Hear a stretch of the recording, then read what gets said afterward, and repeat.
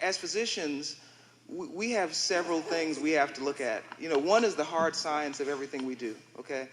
There is a very strict hard science in everything we do, and there should be a good reason why we do things because of the literature and because of experience. But then there's also all of our personal experience going into these things. So the United States Preventative Task Force recommends has one recommendation. The American Cancer Society adopted a recommendation that kind of is in between what they recommend and what all of physicians well, at least ones who deal in breast care recommend. Okay, so and then there's those who deal in breast care all the time. We have our own thoughts about the issue, and so when I hesitate on some of these answers, here's the thing. I have a clinical experience. I know what I would tell you to do. But as we move into this world where just about everybody, even the most poor American who has a house, has an iPad, you guys are going to be Googling what to do, okay? And when you Google what to do, the first hit is going to be the American Cancer Society. It probably won't be the U.S. Preventative Task Force. It'll be something very common like the American Cancer Society.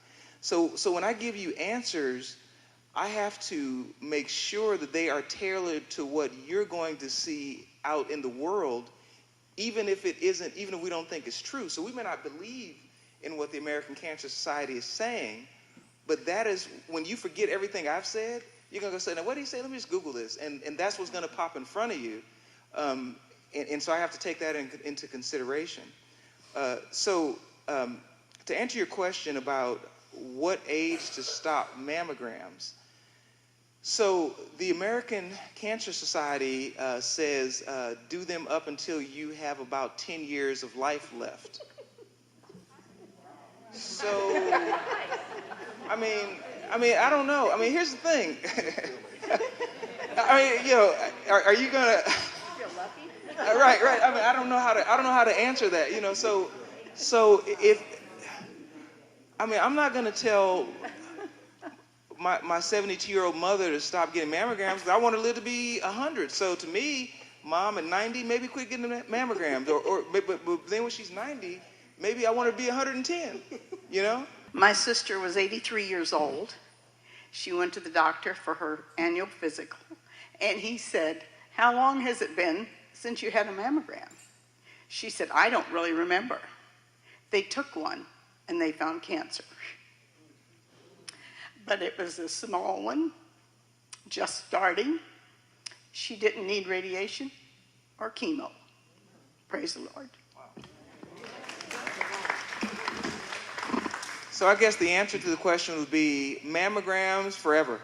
I mean, I'm a radiologist, so Spoken like a true radiologist. I don't know what I mean. I'm not gonna. To me, you should be doing all of. To me, you live until you stop living. So you do all the things it takes to live until you're done living. And so to me, that's healthcare. You get that yearly mammogram because, I hope that I have a zest for life like at age 90 as I do now. Because at age 90, I think I got 10 more years left. So forever. That's the long.